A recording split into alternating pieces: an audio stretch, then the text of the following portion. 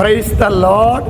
Hallelujah. പ്രിയ സഹോദരങ്ങളെ, ഇത് നമ്മുടെ ചെറക്കലെ സെൻറ്റ് ആൻ്റണീസ് പള്ളി, നമ്മുടെ ബഹുമാനപ്പെട്ട ജോൺ പോൾ അച്ഛൻ്റെ കാലത്താണ് മനോഹരമായൊരു പള്ളി. ഇവിടെ 4 വർഷം ശരിക്കും മനോഹരമായ ദേവാലയത്തിലേക്കാൾ മനോഹരമായ ശരിക്കും ദേവാലയങ്ങളാണ് ഇവിടുത്തെ. ശരിക്കും ദൈവജനം ഒരു ഹൃദയത്തോടെ കർത്താവിനെ ആരാധിച്ച് പ്രാർത്ഥിച്ച്, പ്രിയ സഹോദരൻ 4 ദിവസം വലിയൊരു അഭിഷേകത്തിലായിരുന്നു. അത് നിങ്ങളുടെ പ്രാർത്ഥനയ്ക്കൊക്കെ പ്രത്യേകമായിട്ട് നന്ദി പറയാണ് കേട്ടോ. പിന്നെ ഇന്ന് നമ്മുടെ പാതി നോമ്പാണ്. ഏതെങ്കിലുമൊക്കെ കാരണവശാൽ നോമ്പിലൊക്കെ നമുക്ക് വീഴ്ചകൾ വന്നിട്ടുണ്ട് എങ്കിൽ നമുക്ക് ഇന്ന് മുതൽ കട്ടയ്ക്ക് പിടിച്ചേക്കണം. ഇന്ന് ബുധനാഴ്ച തുടങ്ങി നോമ്പ് കാര്യത്തിലൊക്കെ നമുക്ക് ഒരു വീഴ്ചയും വരാൻ പാടില്ല. ശക്തമായിട്ട് നമ്മൾ മുന്നോട്ട് പോകണം. നമ്മൾ ധ്യാനിക്കുന്നത് ജോബിൻ്റെ പുസ്തകത്തിലെ 14:7 അവിടെ വചനം വെളിപ്പെടുത്തുകയാണ്.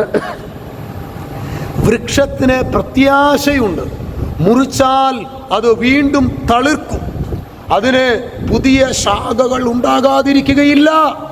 വൃക്ഷത്തിന് പ്രത്യാശയുണ്ട്, മുറിച്ചാൽ. ചിലപ്പോൾ പ്രിയ സഹോദരങ്ങളെ, വചനം പറയാണ് ഒരു വൃക്ഷം, അതിന് ഓർമ്മയോ ബുദ്ധിയോ ഒന്നുമില്ല, നമുക്കറിയാലോ.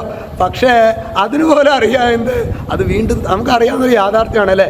അങ്ങനെയെങ്കിൽ പ്രിയ സഹോദരങ്ങളെ, നമ്മുടെ ജീവിതത്തിൽ ഇന്നൊരു മുറിവ്, ഇന്നൊരു സങ്കടം, ഇന്നൊരു ക്ലേശം, ഇന്നൊരു ദുരന്തം, പ്രിയ സഹോദരങ്ങളെ, അത് വീണ്ടും തളിർക്കും എന്ന കാര്യത്തിൽ ഒരു സംശയവും ആർക്കും വേണ്ട എന്ന് ദൈവത്തിൻ്റെ മാറ്റമില്ലാത്ത വചനം.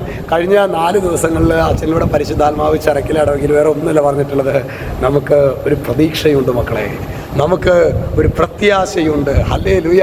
ഇത് എന്നെ കേൾക്കുന്ന ഓരോ മകനും മകളും പ്രത്യേകിച്ച് മുറിവേറ്റ അവസ്ഥയിലായിരിക്കാം, തളർച്ചയുടെയും തകർച്ചയുടെയും രോഗത്തിൻ്റെയും നടുവിലായിരിക്കും. ദൈവമേ, ഈ ആശീർവാദ വേളയിൽ കർത്താവെ, ഓരോ മക്കളെയും അങ്ങ് തന്നെ സ്പർശിക്കണമേ കർത്താവേ.